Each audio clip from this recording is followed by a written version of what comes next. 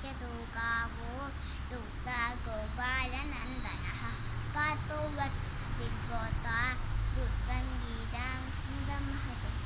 वसुदेवसुतं देवं कंसचारोणमण्डलं देवकी परमानन्दं कृष्णं